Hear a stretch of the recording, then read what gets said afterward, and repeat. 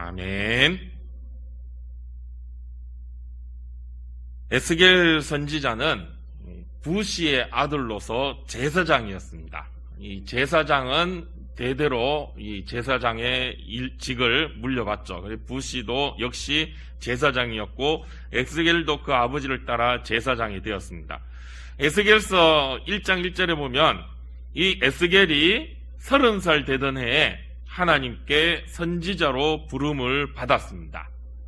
그런데 그때 그렇게 30살에 하나님께 부름을 받았던 그 에스겔이 바벨론 땅에 온 지 5년이 되던 해라라고 말씀하고 있습니다.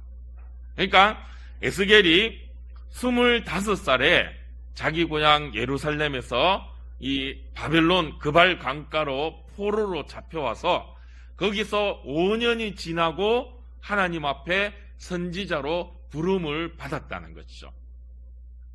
여기서 이제 에스겔의 이 제사장의 직분에 대해서 우리가 살펴보면 이 제사장이 집안이 대대로 제사장 집안을 해야 되고 맡아야 되는데 그렇다고 태어나면서부터 제사장을 바로 하느냐 그건 아니죠. 이제 어린 시절에는 잘하고 배우고 하다가 20살이 되면은 제사장의 직을 감당하러 성전에 들어가는데 그렇다고 해서 20살 때 바로 그냥 제사장 직을 하는 게 아니라 견습 기간이 있습니다. 그 기간이 10년이 걸립니다. 지금 우리도 보면 이제 목회자들이 저같이 이제 목사가 되기 위해서는 목사 되기 전에 우리 이주욱 전사님도 지금 이제 전도사죠. 총신 신대원에서 교육을 받고 이제 전도사로서 그렇게 또 훈련을 다 받은 다음에 또 강도사를 거치고 이제 목사 안수를 받고 하는 것처럼 이 당시에도 제사장들이 그냥 바로 막 제사장 직분을 가는 게 아니라 제사장들이 또 제사하는 일들이 얼마나 중요하고 또 해야 할 일들이 많이 있습니까? 그래서 이제 그런 것들을 하나하나 배우는 겸습 기간이 10년이나 지난다는 거죠. 20살 때부터 30살까지 10년 동안 그 훈련을 받고 30살 되면 정식으로 이제 제사장으로서의 사역을 시작하게 된다는 거죠. 그런데 이 에스겔은 그렇게 20살에 이제 훈련을 받으러 성전에 가서 훈련을 받으면서 5년이 지난 후에 나라가 망하고 성전에서 이제 바벨론으로 포로로 잡혀가게 되었던 것이죠. 그리고 나서 5년이 지나서 하나님 앞에 선지자의 부름을 받고 이제 하나님의 말씀을 선포하고 전하는 그런 일들을 감당하게 되었다는 것입니다.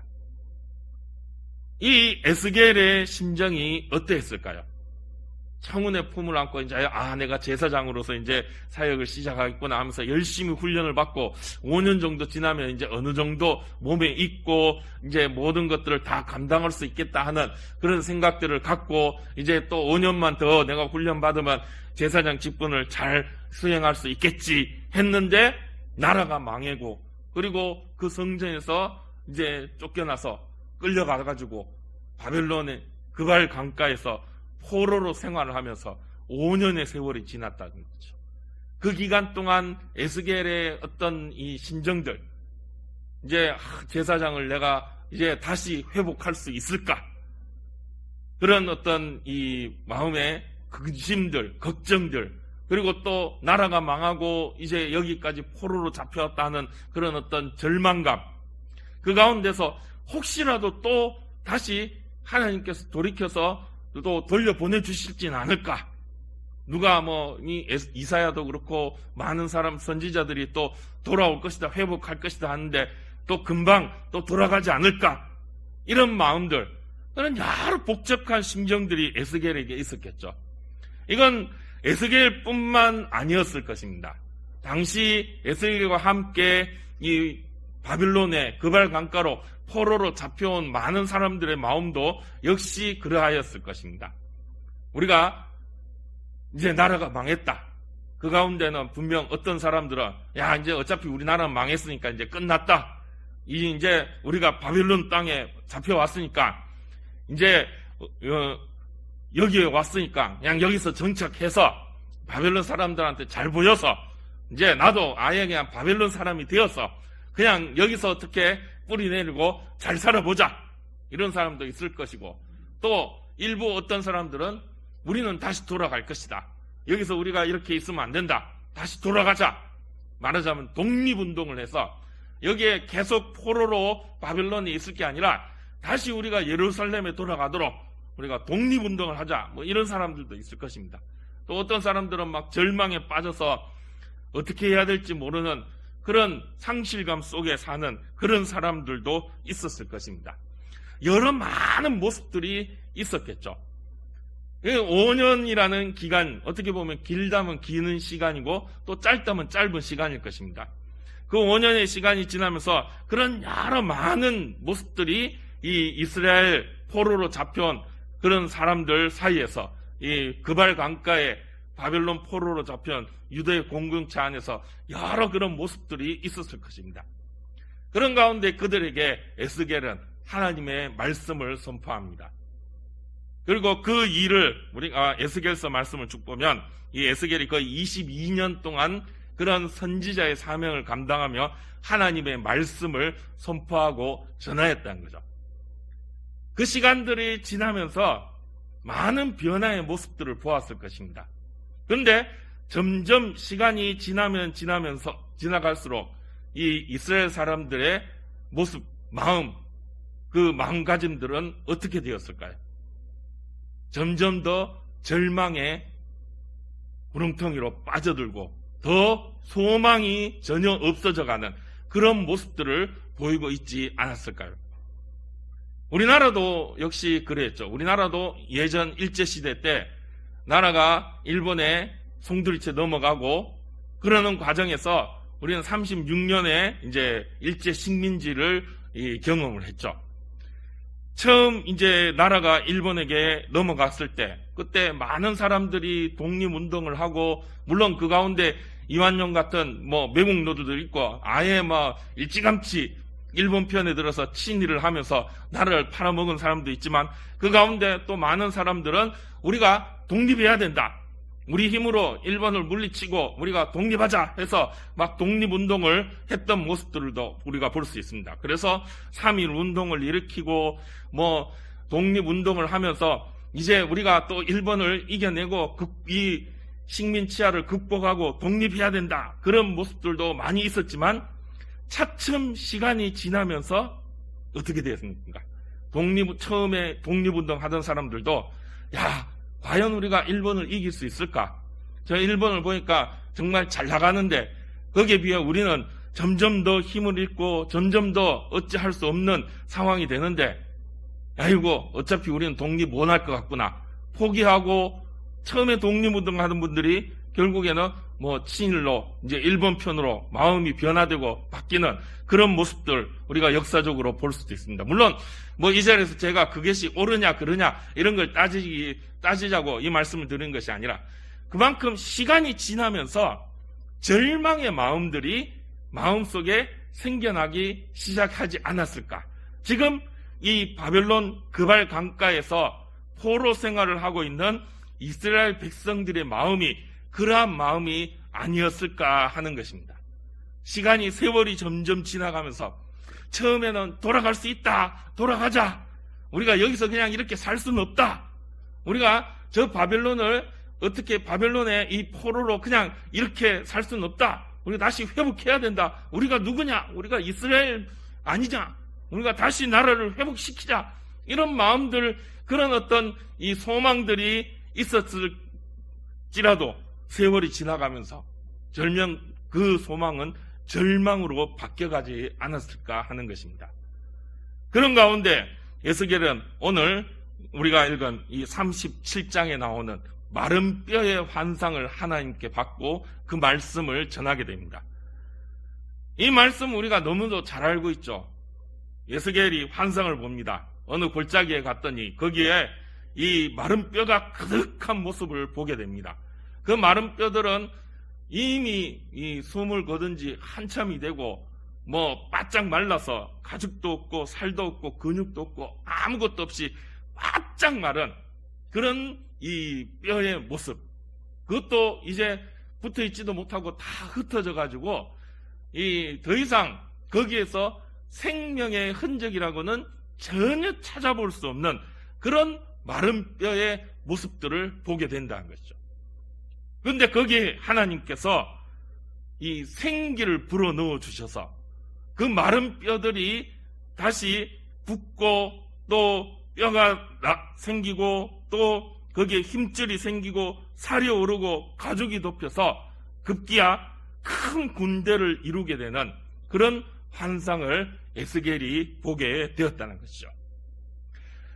오늘 우리가 읽은 11절 말씀에서 하나님은 그런 모습들 가운데 이 뼈들이, 이 마른 뼈가 바로 이스라엘 족속들이다. 너희 모습이 바로 이런 마른 뼈와 같다라고 말씀하십니다. 그러면서 소망이 없고 멸절되었다. 완전히 망하여서 이제는 더 이상 소망이 전혀 없는 그런 상태, 그것이 지금 이스라엘의 상태다.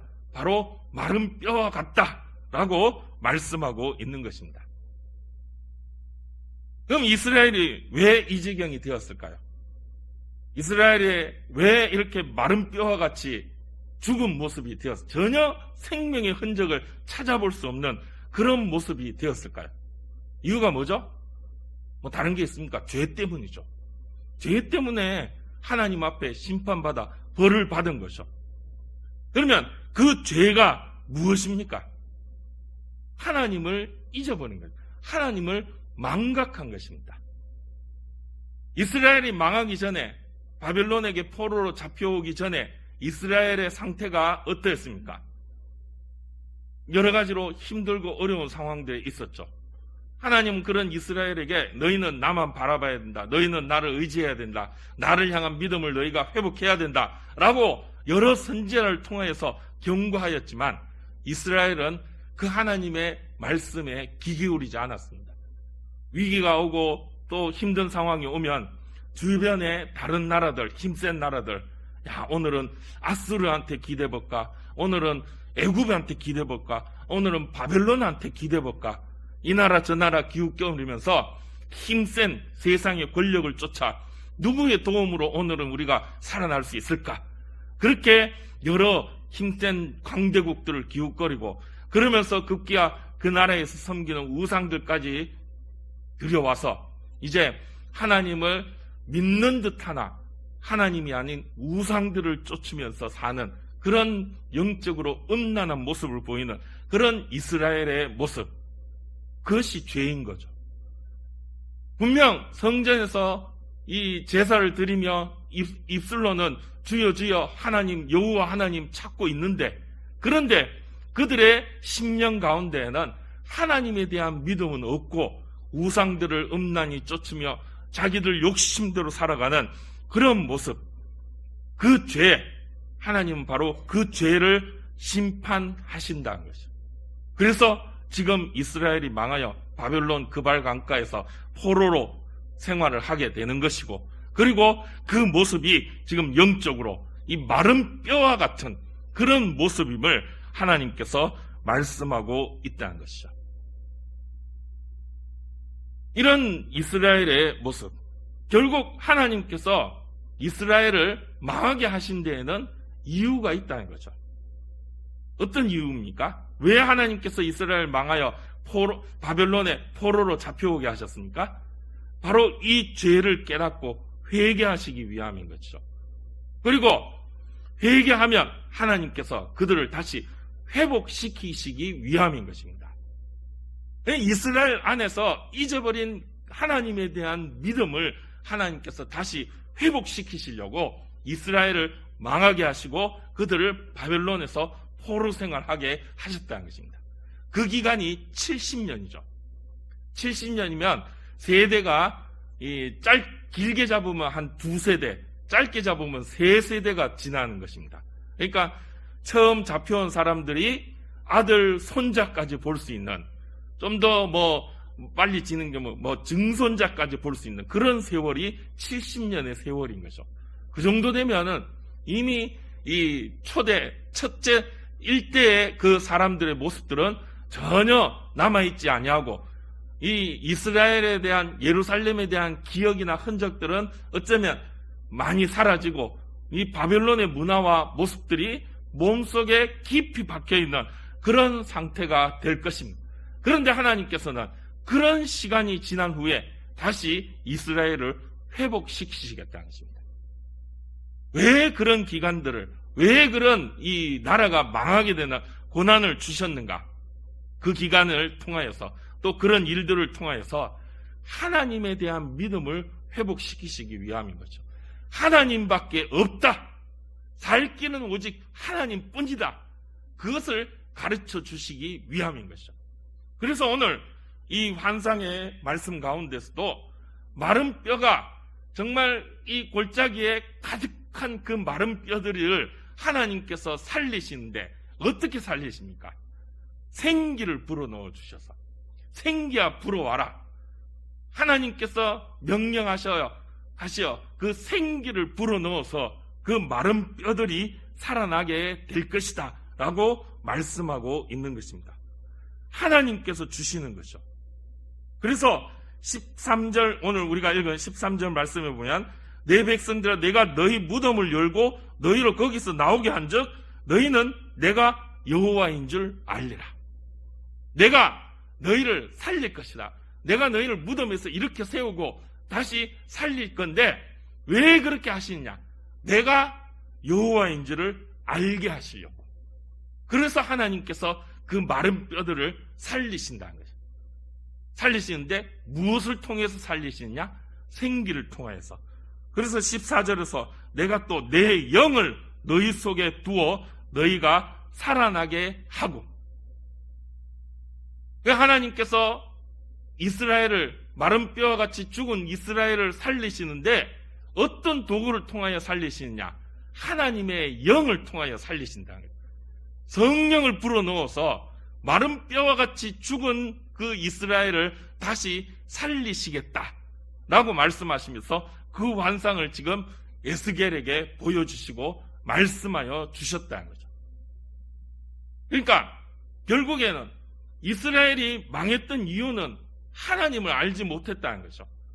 하나님으로부터 생명력을 공급받지 못했기 때문이라는 것입니다. 그것은 바로 성령인 것이죠. 이스라엘은 하나님의 영, 성령을 잊어버리고 성령이 전혀 그들 가운데 거하지 않는 그런 모습으로 살았다는 거예요. 그것이 바로 마른 뼈와 같이 죽어있는 모습이었다는 거죠. 그런데 이제 하나님께서 그들에게 성령을 불어넣어 주셔서 하나님의 영, 성령으로 그들을 다시 살리시겠다는 것입니다. 즉 바벨론 포로의 기간을 통하여서 이스라엘 백성들이 깨달아야 할 것은, 그들이 그 기간을 통하여서 믿음을 회복해야 할 것은, 우리가 하나님의 영이 아니면 살 길이 없구나. 하나님의 영으로, 성령으로 살아야 되는 거구나.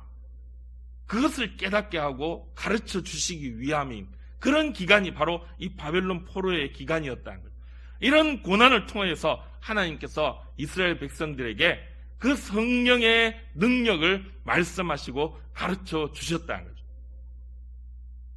이스라엘은 하나님의 영을 알지 못했습니다. 성령의 그 역사하심을 깨닫지 못했다는, 그것이 살 길임을 깨닫지 못했다는 거죠. 하나님이 함께 하시고 하나님께서 성령으로 능력을 부어 넣어 주심을 그들은 깨닫지 못했어요. 그래서 하나님이 아닌, 성령이 아닌 다른 세상 헛된 것을 쫓았다는 거죠. 강대국들, 힘 있는 세상의 권세, 권력을 쫓고, 또 그것도 모자라서 나무로 깎고 금으로 만들고 쇠붙이로 만들고 돌로 만든 우상들을 쫓아다니고, 그런 모습들, 헛된 것을 쫓아다녔다는 거죠. 그것으로 인해 살 수 있을까 하며 그것을 쫓아다녔다는 거죠. 그런데 그런 것들이 이스라엘을 살릴 수 있었냐? 전혀 없었다는 거죠. 오히려 그것들 때문에 더 말라 죽을 수밖에 없었다는 것이죠. 이게 세상 헛된 것들이라는 것입니다. 오늘 우리들도 역시 마찬가지라는 거죠. 우리가 하나님 앞에서 성령으로 살지 아니하면, 우리가 세상 헛된 것을 쫓아가면 우리도 역시 마른 뼈가 될 수밖에 없다는 것입니다. 분명히 세상 것을, 분명히 내가 뭔가 필요한 것을 채우고 공급받고 또 먹는 양식을 먹는 것 같은데, 그런데 점점 메말라 가고 있는 우리의 모습을 보게 된다는 것이죠. 목이 마를 때 소금물을 먹으면 안 되죠. 왜 안 됩니까? 이게 소금물의 이 염도가 너무 높기 때문에 우리가 물을 마시는 것은 우리 몸에 수분을 공급받기 위함인 것인데 소금물은 우리 몸보다 염도가 더 높아서 오히려 우리 몸에 있는 그나마 남아있는 수분을 다 뺏어간다는 거예요. 그래서 소금물을 마시면 처음에는 목마름이 일단 물이 들어가니까 목마름이 해결되는 것 같지만 마시면 마실수록 점점 더 우리 몸에 이 수분은 빼앗겨가고 물은 분명히 마시는데 목말라 죽을 수밖에 없는 그런 지경에 이르게 된다는 것입니다. 그게 소금물이라고. 지금 우리가 어쩌면 지금 이 이스라엘이 하나님을 잊고 우상을 쫓아가는 세상 헛된 것을 쫓아가는 모습이 바로 그런 소금물을 먹는 것과 비슷하다. 오늘 우리들도 마찬가지라는 거죠. 온전히 하나님을 찾지 못하면 이런 소금물 먹는 것과 같은 그런 모습이 된다는 것이죠. 이와 비슷한 모습이 또 있습니다. 우리 이 자일리톨이라는 것을 들어보셨죠? 우리 껌 중에 보면 자일리톨 껌이 있지 않습니까? 이 자일리톨이라는 것이 이 인공적으로 만든 감미료입니다. 단맛을 내는 그런 인공 감미료인데 이 자일리톨의 단맛이 설탕보다 엄청나게 몇십 배 될 정도로 그렇게 단맛이 강하다는 만큼 설탕보다 더 이 단맛이 많이 나는 거죠. 그런데 이 자일리톨은 인공적으로 만든 것이니까 설탕과 달리 영양분은 없다. 칼로리가 0이라는 것입니다. 설탕은 먹으면 살이 찌죠. 그런데 자일리톨은 먹어도 살이 안 찐답니다. 단맛은 느낄 수 있는데 칼로리가 없어서 살이 안 찐다. 그래서 이제 다이어트 하는 분들이 이제 자일리톨로 설탕 대신 자일리톨로 단맛을 내고 음식을 만들어 먹으면 이게 이 다이어트에 좋다 해서 많이 드시는데 이 자일리톨이 또 껌으로 만든 것은 충치를 예방하기 위함이란 거죠. 근데 자일리톨이 어떻게 충치를 예방하느냐 그 원리를 보면 아까 말씀드린 것처럼 자일리톨은 단맛은 강한데 영양분이 없어요. 이 0칼로리예요. 보통 이 충치들은 입안에 있는 단맛, 설탕이 들어오면 그 입에 남은 설탕들을 충치가 먹고 자라가지고 나중에 결국 그 충치균이 이빨을 썩게 만드는데 자일리톨이 들어오면 설탕보다 자일리톨이 더 단맛이 강하다 그랬잖아요. 그러니까 이 충치균들이 설탕 대신 자일리톨만 먹는데요. 더 맛있으니까. 이 자일리톨만 계속 찾아서 꾸준하게 자일리톨만 먹게 된다는 거죠. 그런데 설탕은 이 영양분이 되어서 에너지를 공급받을 수 있는데 자일리톨은 분명히 단맛이 있어서 먹는데 영양분이 없다는 거예요. 그러니까 먹으면 그냥 그대로 이 배설이 된다는 거예요. 그럼 배설된 걸 또 먹어요. 그럼 또 나오고 계속 그냥 먹고 싸고 이걸 반복한다는 거죠. 그러면서 영양분은 전혀 공급되지 않으니까 점점 메말라가고 결국엔 영양실조로 충치군들이 죽게 된다는 겁니다. 이게 이제 자일리톨의 원리. 오늘날 우리가 세상 가운데 세상 헛된 것을 그렇게 쫓고 있지 않느냐 하는 것입니다.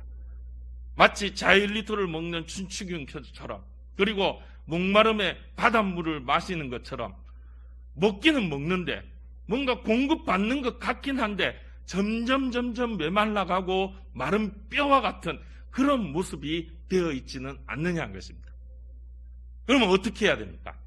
진정으로 우리에게 힘이 되고 나에게 피와 살이 되고 나를 살릴 수 있는 것을 공급받고 또 그것을 따르고 또 그것을 우리가 구하여야 된다는 거죠. 그게 뭡니까? 바로 성령입니다. 우리는 성령으로 살아야 됩니다. 교회는 성령으로 세워졌습니다. 사도행전에 처음 예수님께서 제자들을 통하여 교회를 세우실 때의 역사를 보면 처음부터 이 교회, 무엇으로 교회가 세워지고 또 복음을 전하게 됩니까? 성령의 충만함으로. 오순절 마가다락방의 그 성령의 역사하심이 바로 교회의 시작인 것입니다. 그래서 우리는 그 성령의 충만함을 구하고 바라고 그 성령으로 달려가며 살아야 한다는 것입니다. 우리에게 정말 필요한 것이 무엇인지를 우리가 잊지 않고 그것을 쫓고 따라야 된다는 거죠. 헛된 것을 쫓아서 분명히 공급받는 것 같고 그것으로 충만한 것 같지만 오히려 그것이 우리를 말라 죽게 만든 것임을 깨달아야 됩니다. 진정으로 나를 살리고 진정으로 나에게 피와 살을 회복시키고 다시금 생명력 있는 그런 모습으로 살아갈 수 있는 것이 무엇인가? 바로 성령이라는 거죠. 우리가 구하고 바랄 것은 성령의 충만함인 것입니다. 오늘 우리가 지금 이 2021년을 우리가 맞이하면서 참으로 힘든 시기를 겪고 있습니다. 코로나 바이러스 때문에 정말 여러 가지로 힘든 모든 부분에서 정말 힘든 어려운 시기를 우리가 겪고 있습니다. 그 가운데서 특히 신앙적으로 점점 더 어렵고 힘든 시기를 우리가 경험합니다. 정말 앞으로 이제 어떻게 해야 될지, 이 전도는 어떻게 하고 앞으로 교회가 어떻게 살아남아야 될까 여러 가지로 걱정이 되고 근심되는 그런 시기를 우리가 지나고 있습니다. 이런 시기, 왜 하나님께서 우리에게 이런 어려움을 주셨을까요? 이 전도도 함부로 하기 못하고 심지어 요즘은 어디 가서 교회 다닌다 소리도 쉽게 할 수 없는 그런 지경에 이르게 됐죠. 이 교회가 온 세상의 지탄의 대상이 되어가지고 참 이거 어찌할까 싶은 걱정이 앞서는 그런 시국이 되었습니다. 왜 하나님께서 우리에게 이런 어려움을 주셨을까요? 바벨론 포로로 잡혀간 이스라엘 백성들과 같지 않을까 싶습니다. 우리에게 진정한 신앙의 본질을 회복하게 하시기 위함인 것입니다. 그동안 우리가 헛된 것을 쫓지 않았던가? 우리가 진정 우리에게 필요한 생명력을 주는 그런 하나님, 성령이 아닌 다른 헛된 것을 쫓지 않았던가? 그래서 우리가 메말라 가고 있었진 않았는가? 우리 스스로를 점검하고 살펴보아야 할 것입니다. 그리고 본질에 다시 돌아와야 된다는 거죠. 진정 우리가 바라고 추구해야 될 것, 성령의 충만함을 위해서 우리가 힘써 기도해야 할 것입니다. 초대교회 마가다락방에 그 오순절 때 그때 이 120명의 제자들이 정말 전심으로 하나님 앞에 예수 그리스도의 이름으로 기도하였을 때 불과 같이 바람과 같이 임하였던 그 성령의 역사하심으로 땅끝까지 복음을 전도했던 교회의 역사가 이루어졌던 것처럼 오늘 우리들도 그런 심령으로 오로지 성령의 충만함을 구하고 바라며 그 성령의 충만함이 우리가 살 길임을 깨달아서 더욱더 그것을 위해 기도하고 애써 힘써 예배에 또 더욱더 전진하며 이 예배 가운데 그 성령의 충만함을 구하고 바라고 그 성령의 충만함으로 우리의 귀한 사명을 감당하며 나아가는 살아 생명력 있는 신앙으로 세상 가운데 오히려 이 세상의 근심거리가 아니라 진정한 소망으로 회복되어지고 거듭나는 그런 우리의 믿음의 모습, 그런 우리 대동교회가 되기를 주님의 이름으로 축복합니다. 기도하겠습니다.